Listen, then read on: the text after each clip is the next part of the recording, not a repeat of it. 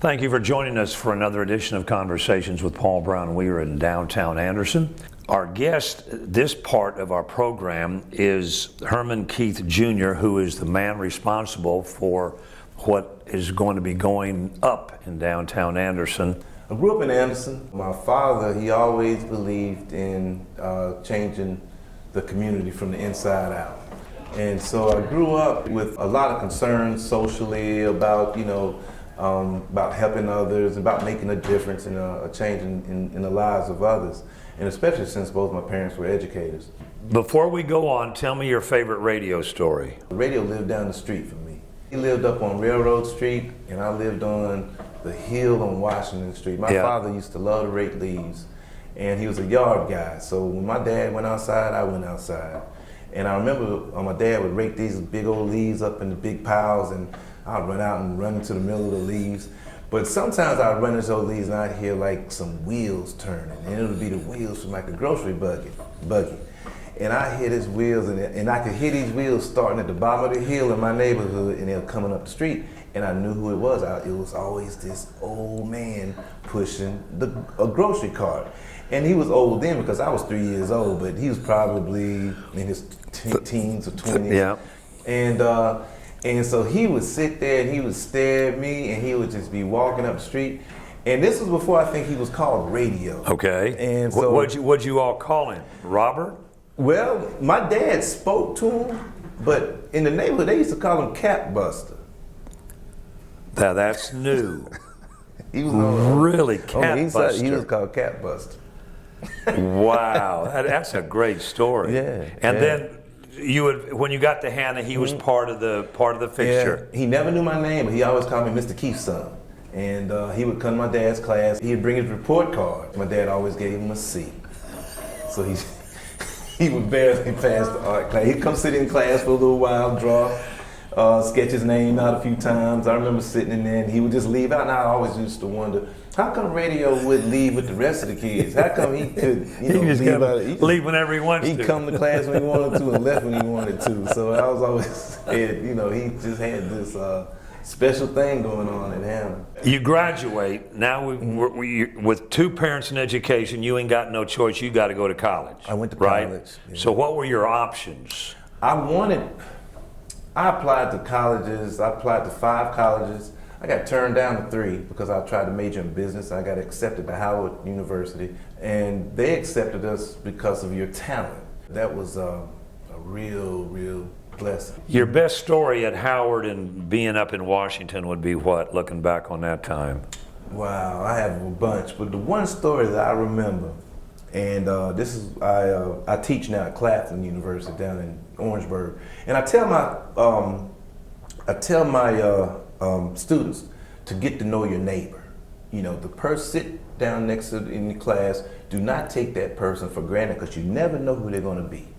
I was at a party one time up at Howard, and it was in the basement of a church. And this guy pulled me into the bathroom at the party. And when he pulled me into the bathroom, he said, "Herman, I want to do a T-shirt, and I wanted to make it look like Mount Rushmore, and I wanted to have Martin Luther King, Marcus Garvey. It was all these like African American leaders on Mount Rushmore." And he said, "When can you have it? Here's my phone number to my apartment. Give me a call." I never called him, and it was Sean Combs, P. Diddy. And I never did the job, and he became a billionaire not long after that. I said, "Man, I missed the boat." You could have done that and charged him anything I did not know he was going to be who he was going to be. This was a conversation in the bathroom. So the help you're giving your students is based on realistic experience. Exactly. This is how I missed it. Yes. Don't you miss it? Yes, exactly. Get to know who. Don't take the person next to you for granted. You never know who they are. You graduate, leave Howard, your first job now earning a living trying to pay back your student loans is what? Booz Allen in Hamilton. I did graphics design for the Department of Defense. I worked on a lot of really cool projects. Like what would the Army of what would they need you for? It was top secret then. Maybe still is. No, I worked on a project where Lockheed Martin and Northrop Grumman were selling drones. Way back then. Back in the 1993. Wow. And so I did the brochures and the PowerPoint presentations that they used to present to the Department of Defense. My grandfather had passed. He lived in Greenwood. And I did not want my grandmother to live on that farm alone because my grandmother basically paid for my college education out of her pocket. And I felt like I owed her, and I didn't want her to live on this farm by herself. So I stayed there, and I was going to go to grad school at the University of Georgia, where my dad went to college, went to get his master's in art. And but it was the commute would be too far, so I went to Lander and got my degree in art education and became a teacher.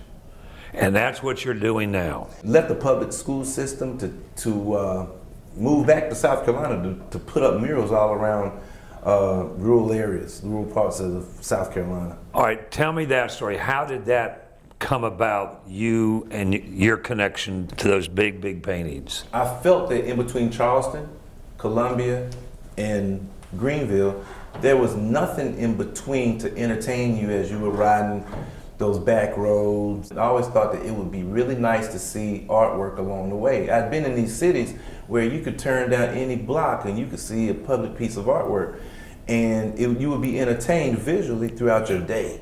But in South Carolina, you had a lot of nice, scenic views, but you never really had artwork. So I wanted to bring art back to South Carolina and to rural areas to help give the community, to give especially rural parts of South Carolina, an art experience. I kind of wanted to bring my big city art experience to rural parts of the South. Your first one was where? Lake City. And what was it and how did that come about? A friend of mine that went to St. Joseph's with me met a young lady in South Africa and at some type of conference, but she was the lawyer for Darla Moore. And so when Facebook came out and I just moved back to South Carolina, and he was like, "What are you up to?" And I said, "Well, I want to start this mural arts program that, we put murals throughout the South." And he said, "You ever heard of Arts Fields in Lake City?" I said, "Yeah, I entered Arts Fields once or twice." He said, "Well, I met Darla Moore's lawyer, and she could introduce your program to Arts Fields." And that was my first major commission for a public piece of art. It was funny, but it happened through my Anderson connection. So Anderson kind of provided that for me too. And how many have you done now across South Carolina? This will be my second major public piece. And tell me how you got involved with Anderson, the Chamber of Commerce, and Anderson Leadership, Class 36. I met Andy Gibson through Jenny Bales Fretwell at the Electric City News. And I had purchased some slave houses over there off of Morris Street. And so I met Andy, and Andy is a part of Class Leadership 36. And so he was mentioning a mural. And I told him I'd done a mural, and I got a call from the class, and I had to come up and present. And I basically explained to them my process and how it was very inclusive.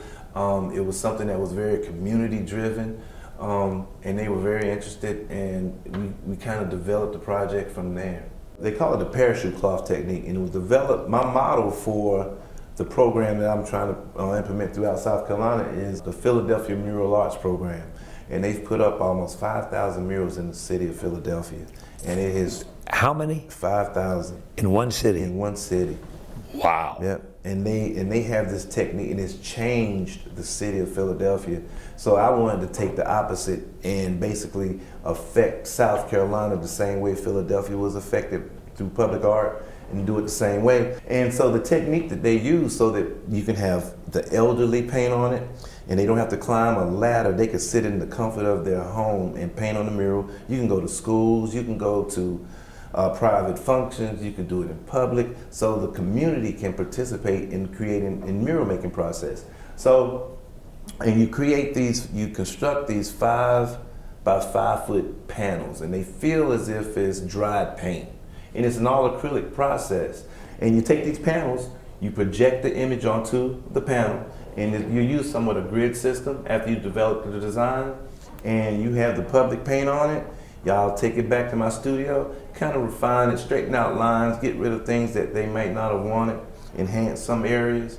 And then once we get through with the painting process, we install it to the wall using clear acrylic gel. And that acrylic paint will adhere to the brick or the wall or the surface as if it was painted there. So you won't be able to tell that it was placed there. It would look painted onto the wall. With you viewing it, I use a lot of contrasting colors because contrasting colors will vibrate, and human beings love to vibrate. They love that type of interaction. All right, but the quilt itself is based off the fact that Anderson is known as the Electric City. The Electric City, and growing up in Anderson, I used to wonder, why is Anderson called the Electric City? Well, it's the first city in the South to have electricity, but I never really knew how or why. So I heard of Portman Shoals. And doing a little research, I realized that Portman Shoals was up in operation in the 1890s. And so I found a photograph of Portman Shoals in the 1890s. So the blue parts of the quilt are going to be a rendition of Portman Shoals. The orange parts of the quilt are maps from the 1890s of the county. And what's interesting about those maps, they were hand-drawn. They have names of Anderson residents in the 1890s, and some of their family members I feel like I went to high school with some of their descendants, and like I see names that are very familiar, like the Bolts, the Fants, the Webbs, oh man, all these names are like coming to me. But anyways, and the garnet part of the map, of the quilt is a map of the city. So I wanted to basically be inclusive of the county of Anderson and the city of Anderson, the city limits of Anderson, in order to convey this idea. The green parts of the map basically show the energy, because Anderson being the electric city, but because the map is in between two buildings, I want it to be interactive. So when you're close to the map, you're able to read it, you're able to like really interact with it.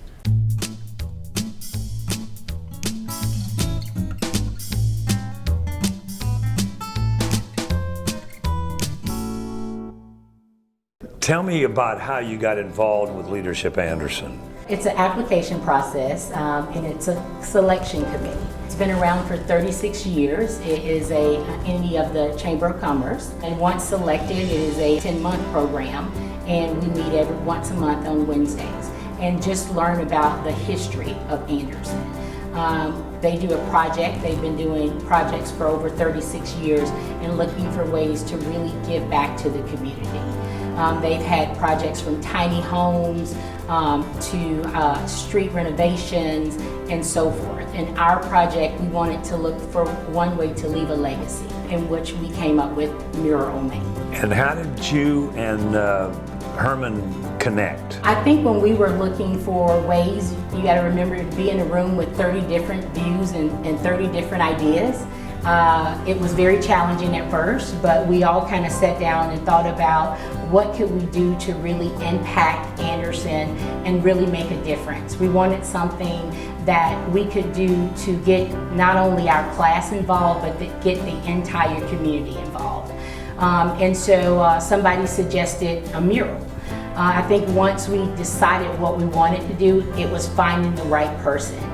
I didn't know Herman, so I wasn't the one who found him, but Herman was the right choice. His vision inspired us all. When he brought, to be able to hear our thoughts and be able to bring that to fruition was just magical. It was everything that we wanted and everything that his thought about what he was looking for in his history of Anderson was married together to bring the vision of the electric city and the mural and the ideas together to invent Mural On Main. You'll see Leadership 36 right there inside that as you look into the mural, but you'll also see the different timestamps of Anderson in there leading up to Leadership 36. So I think it's going to be not only interesting, but it'll be electrifying as you're walking down Orr Street and looking at that history to see those dates. It will draw your eye right to that mural. It's going to be exciting. It makes me excited just to think about being able to bring that to downtown Anderson. a place that's going to bring families, communities, and our partners together. Our target date is by the end of May, and once it's up on the wall, which actually the community can come see Herman and his team put it up on the wall. Once that's been done, then we're going to have a huge unveiling. There's going to be a giant party. It's going to be like a block party. We're really excited about it, and the entire community is invited to come and be involved in this unveiling, experience the mural. And by experience the mural, we're hoping that they will get the excitement that we have, that Leadership Anderson Class 36 has, and that they will get behind adding more artwork and more beauty to the community as a whole. And you made a choice to come back to Anderson. Yes, I did. I actually never lived here. Right. I've moved so much. I've gotten to experience loads of different communities, and I've never gotten to have that hometown feel. And Anderson has that for me, and that's what Anderson has become. So when people ask me, you know, what's my hometown? I actually have an answer now. It's Anderson.